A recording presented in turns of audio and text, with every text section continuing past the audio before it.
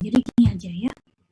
Sebenarnya teknologi omics ini udah beberapa jurnal yang kalian presentasikan sudah ada, ya. Tapi di sini saya ingin mengulas kembali. Di mana omics karakterisasi kualifikasi. Jadi ada pencirian dan juga dari kumpulan molekul biologis yang diterjemahkan menjadi struktur, fungsi, dan atau kumpulan organisme. Jadi kumpulan organisme kan bisa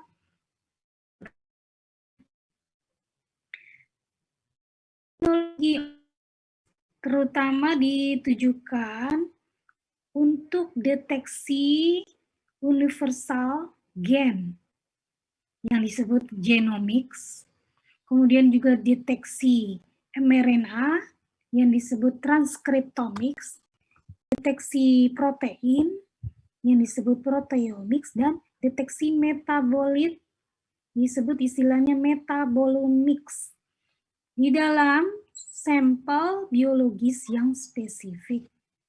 Sampel biologis nih bisa macam-macam kan, misalnya kumpulan tanah, sampel air, ya, sampel air limbah, sampel apapun, ya, sampel lingkungan, sampel udara mungkin, atau sampel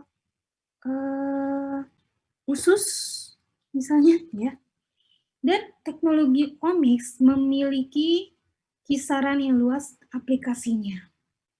Di sini nanti kita berikan contoh-contoh yang sudah pernah kalian pelajari, yaitu sampel lingkungan, ya, berarti aplikasinya untuk bioteknologi lingkungan.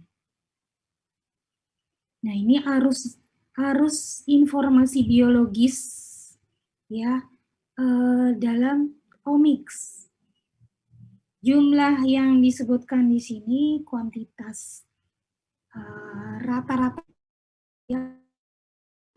nasional. Jadi maksudnya, misalnya nih, yang genomics 35.000, yang proteomics lebih dari 10.000. Artinya database protein yang sudah dikenal itu jauh lebih besar, ya. Jadi lebih 3 kali lipat, ya, dibandingkan data gen. Tapi kalau yang metabolit, yang metabolomics, ya, datanya ini produk, ya, sekitar 5.000 metabolit, ya. Ya mungkin karena keterbatasan teknologi saat ini, ya sekianlah yang bisa dideteksi. Misalnya gen ada ada sekitar 35.000, ya. Dan mungkin segitu dulu yang baru dikenal gennya saat ini, ya. Bisa jadi ke depan ada teknologi yang bisa mengenali gen-gen, bisa jadi, ya. Atau ada organisme baru yang baru dikenal, maksudnya ciptaan Allah. Ini muncul semua, ya. Sorry. Screen saya muncul semua, ya. Nah, kalau ini full PPT, ya. Baru saya, ya nih. Kalau yang mRNA, ya berarti sejalan, ya, dengan gen, ya, yang dikenal. Jumlahnya sekitar 35.000-an. Ini arus ini seperti apa, ya? Dari gen, ditranskripsi jadi mRNA, ditranslasi jadi protein, protein bisa berupa metabolit. Ada yang ingat? Dogma? Sentral dogma, Bu. Ya, dogma sentral.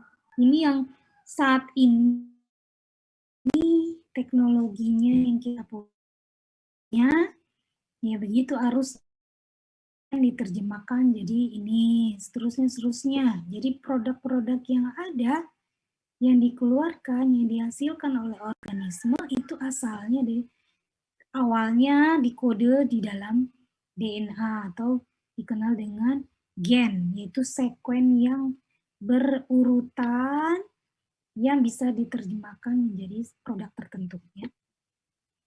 Kemudian instrumen untuk mengenalinya, kalau yang saat ini ya diketahui, kalau untuk yang genomics dan transkriptomik menggunakan microarray teknologi dan next generation sequencing atau NGS. Sedangkan yang proteomics dan metabolomics menggunakan mass spectrometry. Itu yang umum ya. Walaupun ini kan nama teknologi yang istilah umumnya, tapi nanti ada modifikasi-modifikasinya ya. Dan datanya tentunya kompleks karena sampel yang diperiksa itu sampel lingkungan ya. Kita mungkin kalau sebagai muslim ya mempelajari mengenai teknologi omics ini, Masya Allah kalian tuh harusnya keimanan kita makin meningkat ya, karena bisa jadi dari misalnya 1 gram tanah itu bisa kita menemukan organisme bisa jutaan jenis mikroorganisme. Misalnya contoh sederhananya kayak gitu ya. Dan itu belum tentu semuanya teridentifikasi dengan pasti. Bisa jadi ada organisme-organisme yang belum diketahui atau dikenal. Apalagi produk-produknya sampai metabolomics sampai proteomics ya. Nah, data yang ada sekarang kan dikumpulkan di database ya. Jadi database kalian kenal yang di mata kuliah pengantar bioinformatika kan?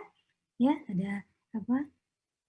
Yang biasa dipakai tuh GenBank ya oleh NCBI Amerika. Kemudian ada EBI ya. INA EBI dari Eropa. Ada juga yang di Jepang dia di DBJ itu ya. Nah, itu database-nya itu saling terintegrasi. Artinya kalau orang ada peneliti, ya sekelompok peneliti menemukan produk baru,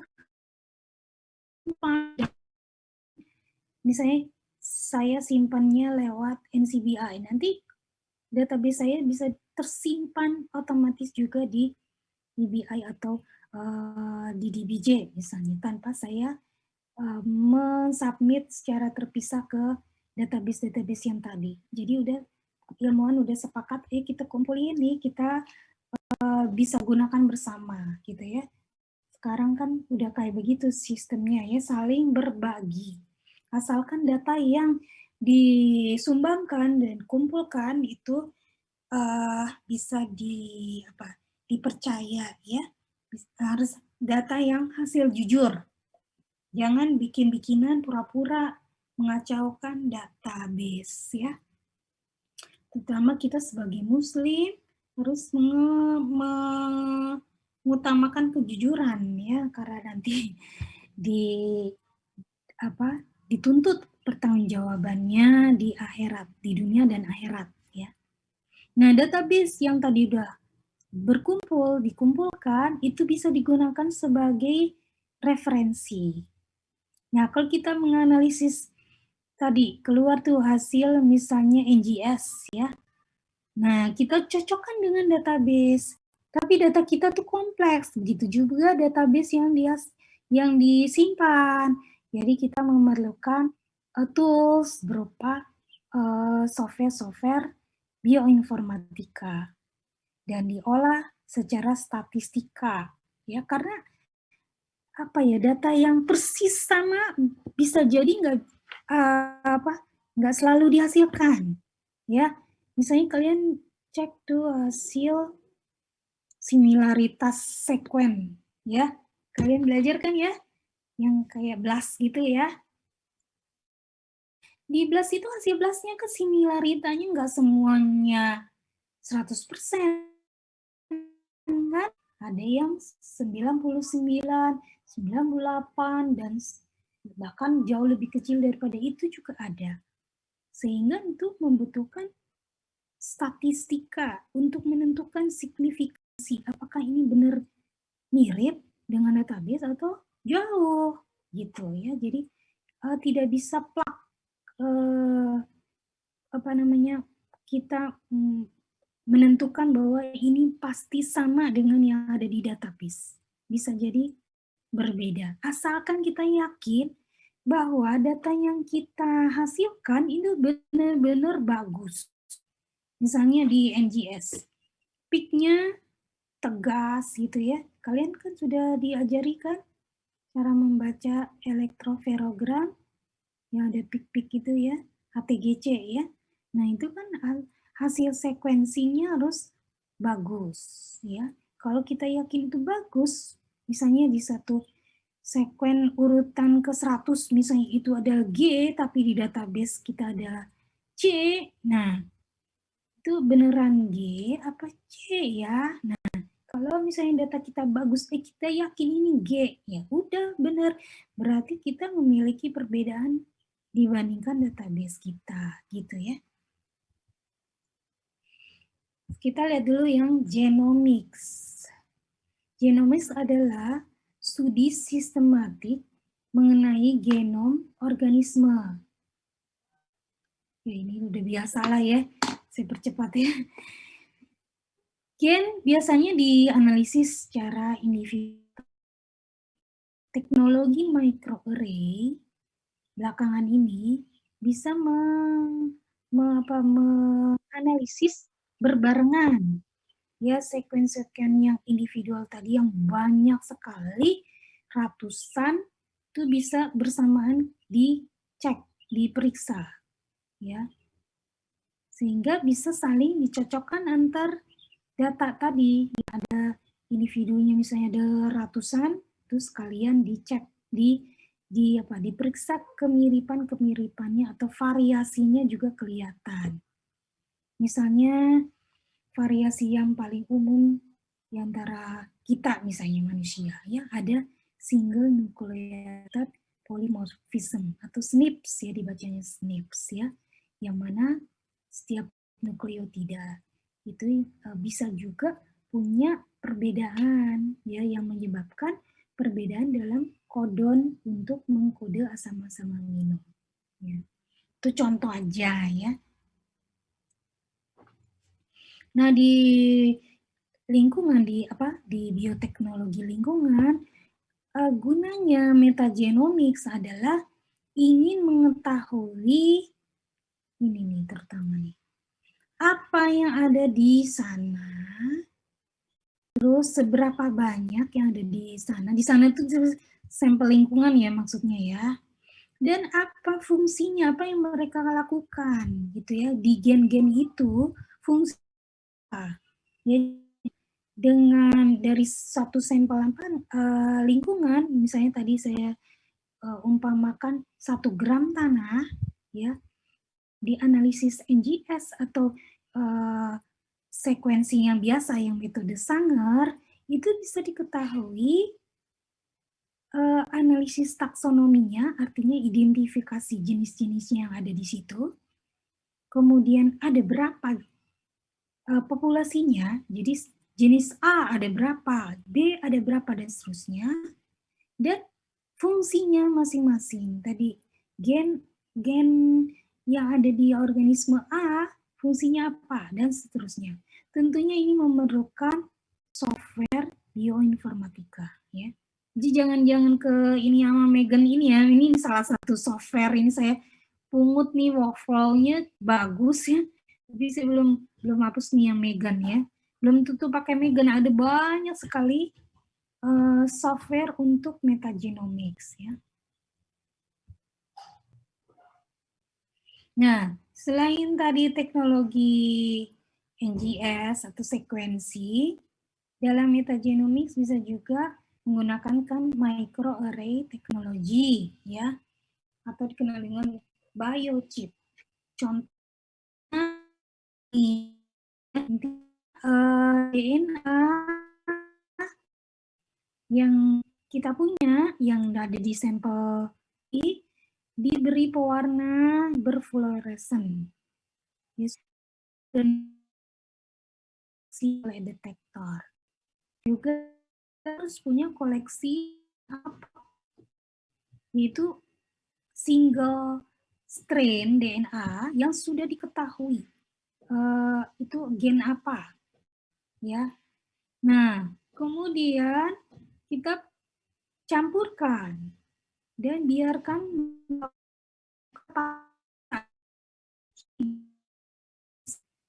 ya antara sampel yang dari lingkungan dengan yang prop yang kita punya. Nah, kalau mereka menempel, maka yang ini ada berpendar kan yang tadi sudah diberi selai nih tadi ya, ini akan di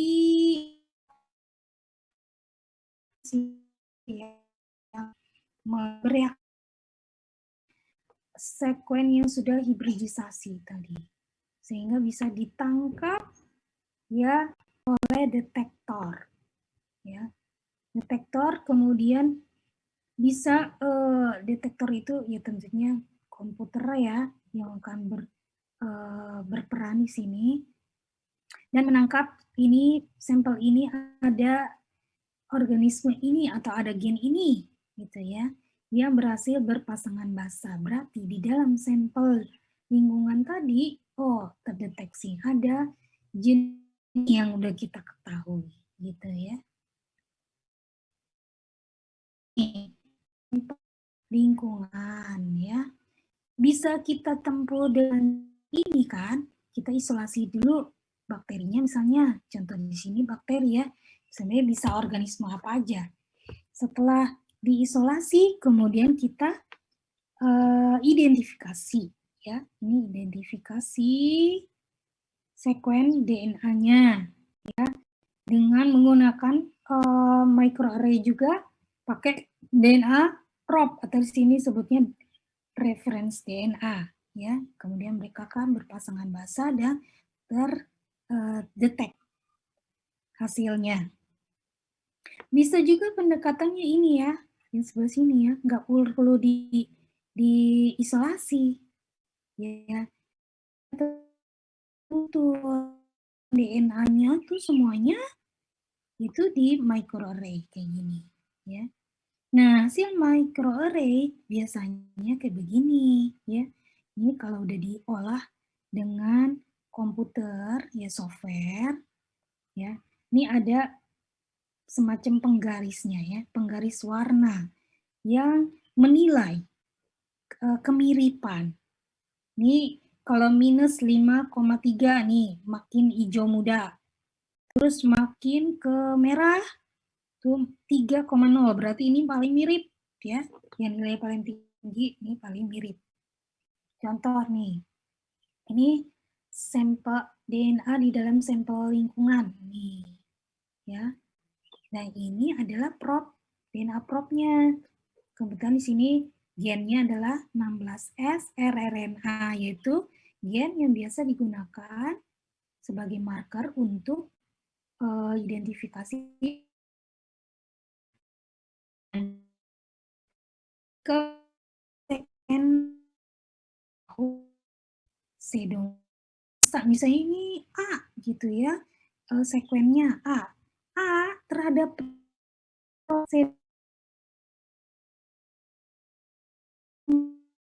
yang ini Pseudomonas aeruginosa, berarti yang A ini adalah Pseudomonas aeruginosa. Ya, sementara yang terhadap yang ini bukan ya, karena ini warnanya hijau. Begitu. Terus yang ini misalnya B atau nomor ya B lah ya. Kalau ini kebetulan udah ditulisin ya, sama. Nah ini yang merahnya di siapa? Di prop yang Stenotropomonas 1. Oh berarti dia Stenotropomonas 1. Ya, kemiripan terhadap sekuen yang lain itu warnanya bukan merah.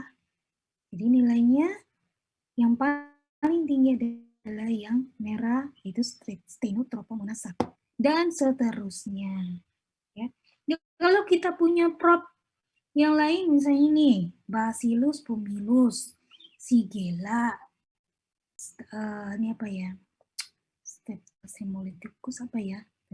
Terus mungkin kontrol nih ya. DNA kosong, maksudnya DNA yang tidak ada organisme yang menumpangnya gitu ya. Nah ini kan nggak ada yang merah sama sekali ya. Nih berarti di sampel lingkungan tadi tidak ada Bacillus pumilus, tidak ada Shigella dan seterusnya. Gitu, paham ya? Iya, Bu. Oke.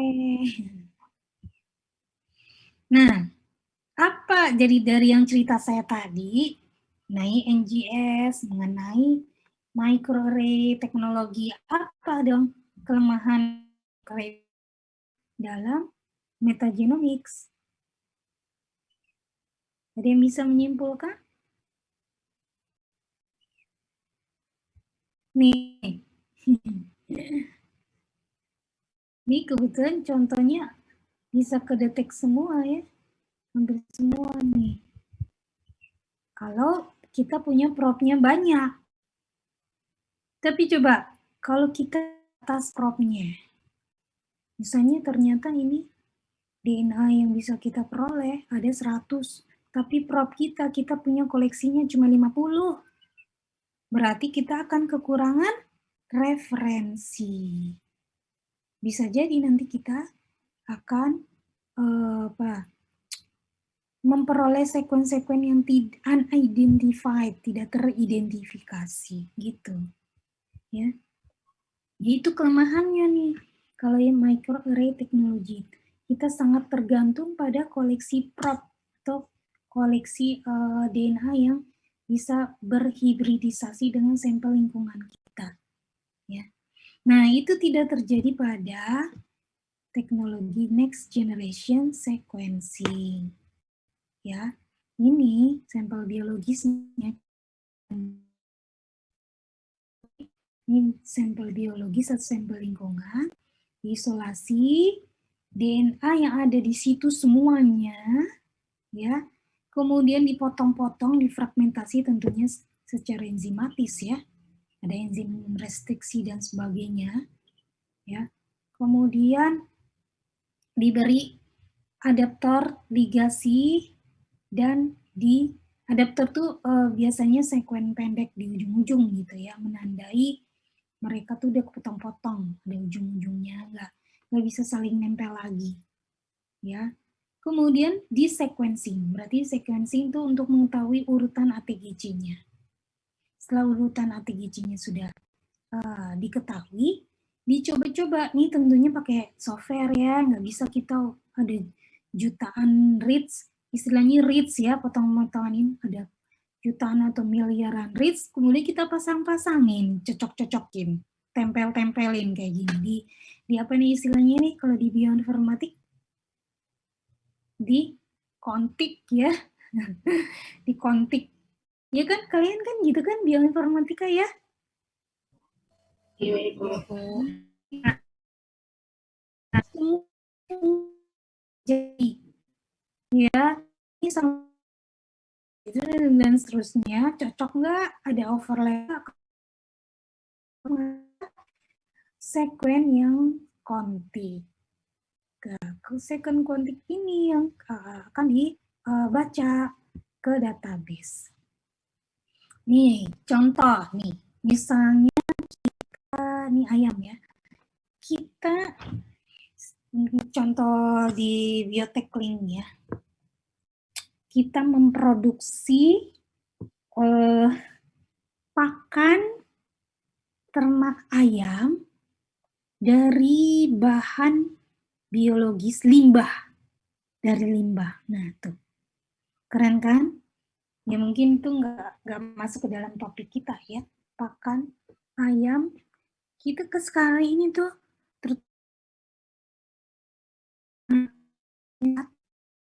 juga calon orang tua kan cuma sumber nutrisi ya, tapi kesehatan dari sumber nutrisi tadi, memenuhi protein, lemak, karbohidrat, ya, vitamin. Tapi kamu ayam-ayam sekarang kan ayam bukan ayam, sorry ya, ayam yang kita konsumsi, khawatirnya mereka hasil produksi massal yang sehingga supaya ayamnya tuh subur, tumbuhnya besar dan menguntungkan kan kalau dijual ya. Mereka diberi apa? Hormon pertumbuhan, kemudian divaksinasi, diberi apa namanya? Ya antibiotik dan seterusnya. Dan itu mengkhawatirkan produknya, ya. Jadi saat ini orang tua tuh yang berpikir mengenai kesehatan anak-anaknya, berpikir kalau mengkonsumsi atau membeli produk ayam organik, ya, yang tidak menggunakan antibiotik, tidak menggunakan hormon pertumbuhan, ya, tapi mereka bisa diberi penggantinya, misalnya antibiotik katanya mereka dikasih jamu-jamuan gitu, katanya kasih jamu gitu ya. Begitu juga untuk meningkatkan pertumbuhannya, dikasih protein yang organik dan seterusnya. Nah, coba kita beri pakan organik ke ayam ya, dari bahan limbah, misalnya limbah apalah gitu ya, limbah pertanian atau apa. Nah, kemudian kita beri pakan ayam, kita cek ini mikrobiota ususnya. Kenapa? Kita cek. Karena kita takut pemberian pakan tadi akan mengganggu komunitas mikrobiota usus. Gitu. Sama seperti pupuk hayati. Kemarin tuh yang pembahasan mengenai biofertilizer ya. Itu banyak sekali penelitian mengaplikasikan pupuk hayati, kemudian memeriksa komunitas mikrobiota di rhizosfer. Jangan sampai pemberian pupuk hayati tadi atau pemberian tadi pakan hewan ternak ini, ayam ini, itu akan mengganggu komunitas flora normalnya di ususnya atau di tanahnya tadi, ya, di rhizosfer tadi, sehingga menyebabkan efek samping yang lain, gitu ya. Nih, caranya itu berarti udah jelas ya tujuannya ya. Yang kenapa kita harus melakukan pemeriksaan metagenomics terhadap produk-produk biotek lingkungan yang diperiksa, yang diaplikasikan ya. Caranya kita langsung ekstraksi DNA, nggak usah diisolasi. Karena kalau diisolasi belum tentu semua kita dapat. Yang cuma bisa ditumbuhkan aja yang bisa terdeteksi ya. Kalau ini kita tidak tumbuhkan dulu ya mikrobiota usus tadi. Setelah diekstraksi DNA-nya, diamplifikasi dengan apa? Amplifikasi DNA tuh? PCR, Bu. Ya, PCR ya. Kalau ingin mengidentifikasi jenis ya berarti bakteri, berarti kita pakai gen ini primernya untuk gen 16S RNA. Tapi kalau mendeteksi gen-gen yang lain kita silakan pakai primer untuk gen-gen tadi ya. Nah, ini nanti habis diamplifikasi, disekuensi, kemudian dicocokkan dengan database ya. Nah, ini kalau yang metagenom tadi tidak hanya 16S tapi gen fungsional juga ya, dan bisa memprediksi gen-gen yang ada di situ ya, sehingga bisa diketahui alpha dan beta diversity. Kalau alpha berarti diversitas spesies yang ada di situ aja. Tapi kalau beta berarti rasio yang ada di situ terhadap diversitas keseluruhan. Ya, di tempat lain misalnya ayam yang kita bisa ayam broiler berarti kita periksanya alpha diversity. Tapi kalau kita bandingkan ayam broiler terhadap ayam-ayam yang lain, ayam kampung, ayam pejantan, ayam apalagi lah, saya nggak tahu perayaman ya. Nah itu database-nya keseluruhan semua strain semua varietas ayam dibandingkan yang itu jadi data beta diversity gitu ya, contoh. Itu mengenai beta genomics. Kalau yang transcriptomics berarti ini lebih advance. Ya, transkriptomik kan berarti mRNA adalah produk dari DNA. Ingat ya, udah hampir mau mendekati ekspresi gen. Ya kan? Kalau udah ada mRNA-nya udah hampir mau jadi produk kan? Kalau cuma DNA-nya doang, artinya gennya ada, kita deteksi tadi, tapi belum tentu terekspresi gitu ya. Jadi transcriptomics ini lebih advance dibandingkan metagenomics. Caranya bisa sama, pakai microarray juga ya, atau pakai apa namanya NGS juga, tapi tentunya harus di reverse transkriptase ya, di menjadi urutan DNA menjadi cDNA, kopi DNA ya, mirip kayak kita PCR COVID ya, contoh ya, virus SARS-CoV-2 itu kan virus RNA ya. Kalau kita deteksi yang di PCR itu adalah RNA-nya untuk menjadi cDNA, kopi DNA ya kan? Tapi asal sumbernya adalah RNA. Sama ini juga transkriptomics yang kita ekstraksi adalah RNA-nya. Tapi kemudian kita ubah menjadi cDNA ya. Dan seterusnya ini mirip seperti yang prosedur metagenomics ya, dicocokkan dengan database gen atau DNA ya. Begitu juga microarray, hibridisasi. Tergantung pada prop atau referensi yang kita punya gitu ya.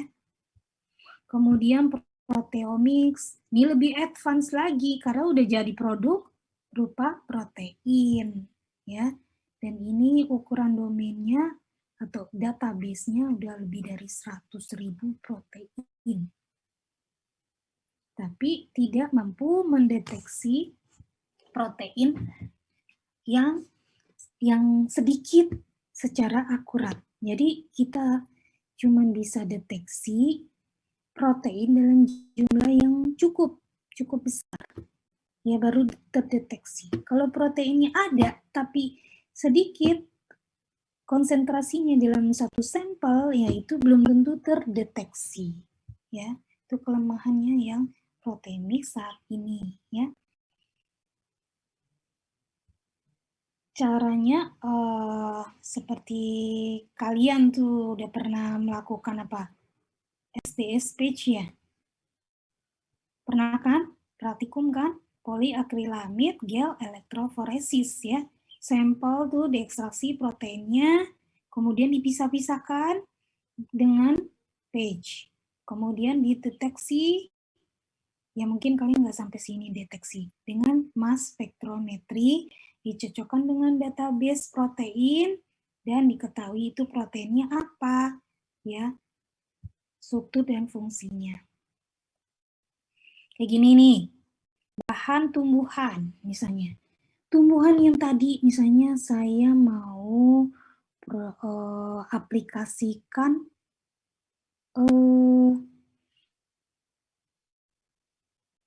fungi ya, inokulan fungi terhadap ke pohon gaharu. Kalian tahu kan gaharu ya?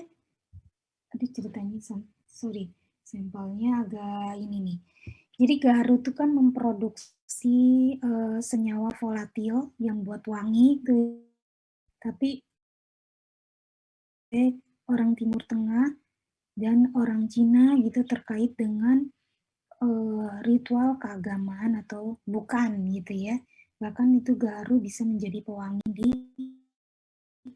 Masjidil Haram, Masjid Nabawi gitu ya. Itu mahal sekali garu tuh kayunya ya. Nah, saya inokulasi dengan fungi supaya membentuk bau yang sangat bagus ya. Saya juga agak kurang paham tuh kualitas baunya tuh, hanya panelis yang berpengalaman yang tahu kualitas gaharu ya. Nah, saya inokulasi fungi itu inokulan biologis kan.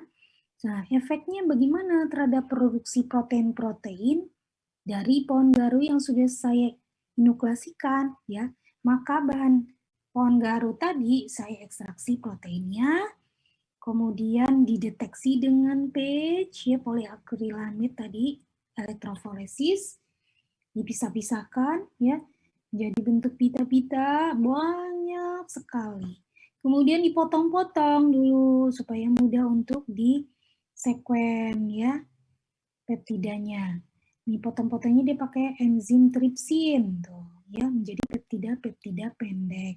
Setelah itu peptida pendek tadi disekuen dengan mass spektrometri MS ya, MS.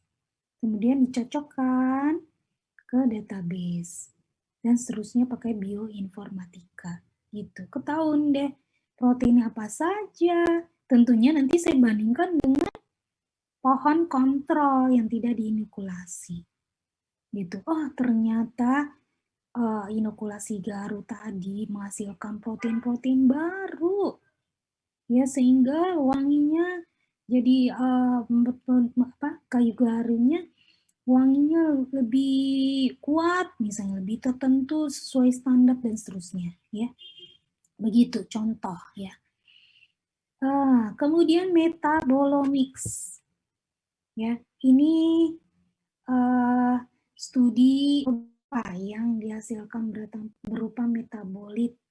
Jadi udah paling advance dari yang tadi cuma deteksi gen, ya, dan ini paling mendekati biologis yang terjadi.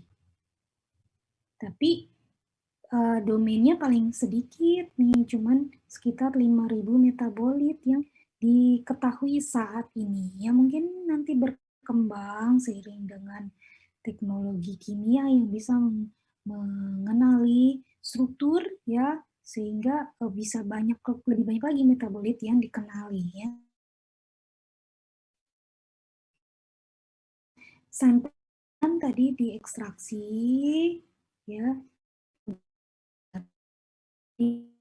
Kalau saya larut diuap dalam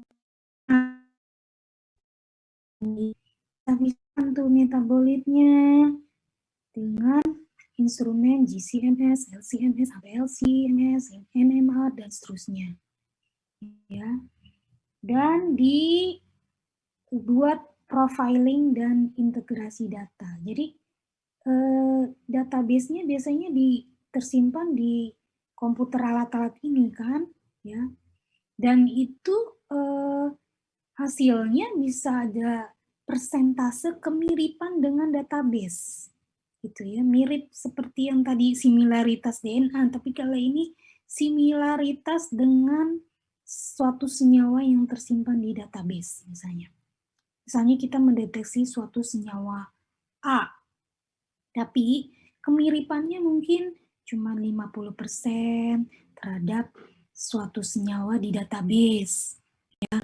Berarti apakah dia bisa disebut itu senyawa yang benar-benar seperti yang di database? Belum tentu. Nanti dicek lagi sampai kemiripan tertentu mungkin 95% lebih. Nah, itu baru kita yakin senyawa kita adalah jenis yang ada di database tadi. Hasil ya tabel ini banget juga jalannya nih kayaknya terkait dengan waktu produksi senyawa tadi, sehingga dibikin prediksi pathway-nya atau jalur metabolismenya ya.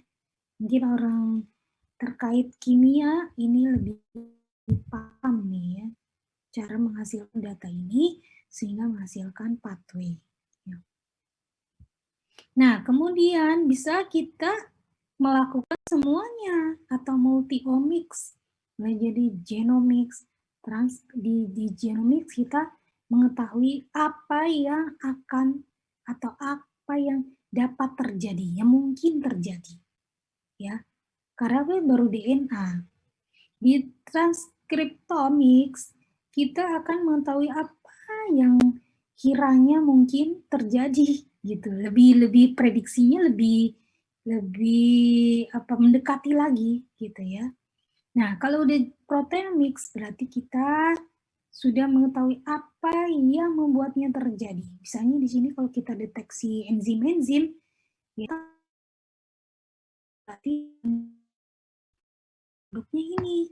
Nah, kalau udah ke metabolimics, berarti kita sudah bisa mendeteksi apa yang telah terjadi atau yang sedang terjadi. Sehingga kita bisa mengetahui fenotip dari satu sistem biologis yang kita periksa. Gitu ya. Tapi ini kuatan dana penelitian nih ya, karena ini mahal sekali. Dosen saya dulu pernah bicara, katanya yang paling mahal itu proteomics katanya ya, kit-kitnya dan seterusnya ya. Saya nggak tahu saat ini bagaimana ya, apakah semuanya sudah murah dan mudah ya, bukan tidak mungkin. Nah ini contoh-contoh ya, ini bisa aja saya nanti minta ini contoh kalian di omics teknologi di jurnal yang kalian presentasikan. Ini contoh-contoh saya beri di sini ada sekitar 6 ya jurnal ya. Misalnya ini Sustainable Agriculture, Exploring Arbuscular Mycorrhizal Fungi. Ya, jadi penelitian ini sepertinya mengaplikasikan biofertilizer, kemudian mengecek bagaimana fungi mikorizanya, apakah ada yang baru atau bagaimana nasib komunitas mikroorganisme yang ada di perakaran di situ, rhizosfer ya, ini rhizosfer ya, setelah diberi pupuk hayati tadi. Dan bisa membacanya sendiri ya. Ini juga masih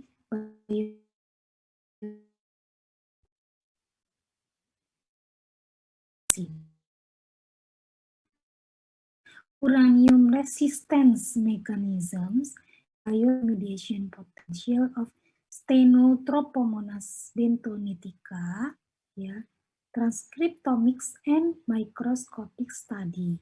Jadi ini transkriptomik ya, yang diperiksa adalah mRNA-nya setelah diaplikasikan agen bioremediasi uranium Stenotrophomonas ya. Kalau ini proteomics nih, biosorption behavior and proteomic analysis of Escherichia coli P4 under cadmium stress. Jadi diperiksa proteomics setelah aplikasi E. coli P4.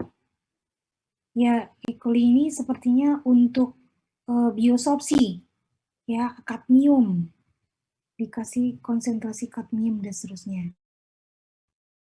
Yang ini metabolomics, ya, biodegradasi siflutrin, pestisida nih ya, oleh Photobacterium gans. Ya, jadi bakteri ini adalah agen pendegradasi pestisida kimia gitu. Nah, diperiksa metabolomics-nya.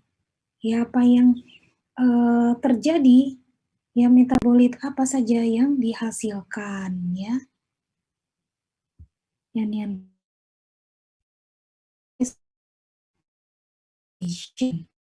ya, jadi setelah aplikasi pestisida, kemudian pakai agen biodegradasi pestisida, kemudian diperiksa bagaimana nih ada proteomics, metabolomics ya. Ini ada NGS-nya juga berarti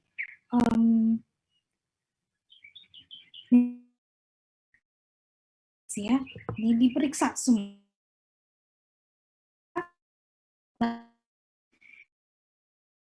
Biodegradasi pestisida dengan menggunakan bakteri-bakteri ini nih ya. Begitu ya.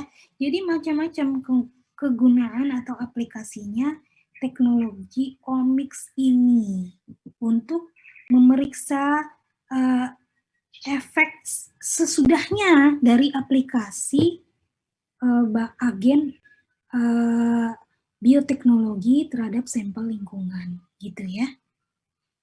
Udah bisa ditangkap ini kuliah saya mengenai ini omics teknologi.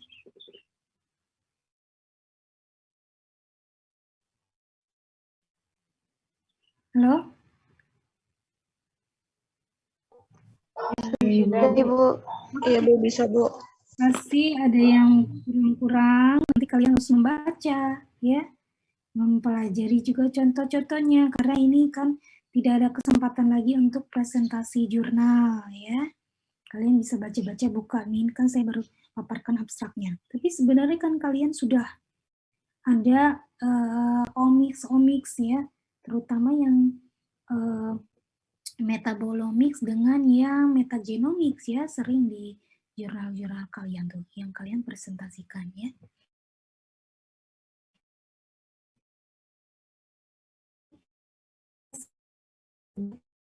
Bioteknologi lingkungan, kita bisa tempuh periksa ini, metagenomics, transkriptomics, proteomics, atau metabolomics ya, periksa. Jangan cuman periksa produknya doang, ya. Periksa terhadap lingkungannya bagaimana, apakah akan merusak, ya, apakah akan mengganggu komunitas mikroorganismenya, apakah akan mengganggu produk metabolisme yang lain, dan seterusnya. Gitu ya, jadi harus aman,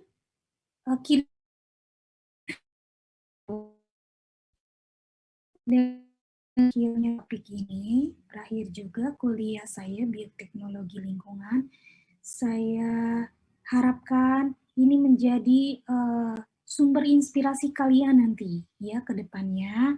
Kalian bisa menjadi produsen-produsen di bidang biologi yang produk-produknya ramah lingkungan ya, ramah lingkungan, bahkan bisa mengatasi kan income gitu ya, yang diinginkan kan kayak gitu ya.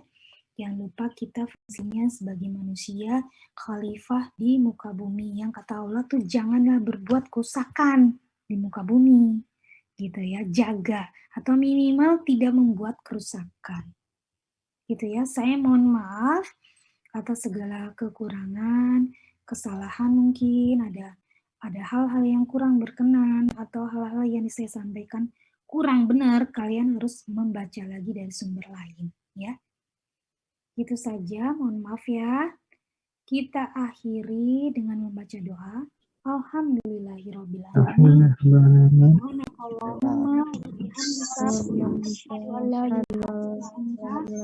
Anta astaghfiruka wa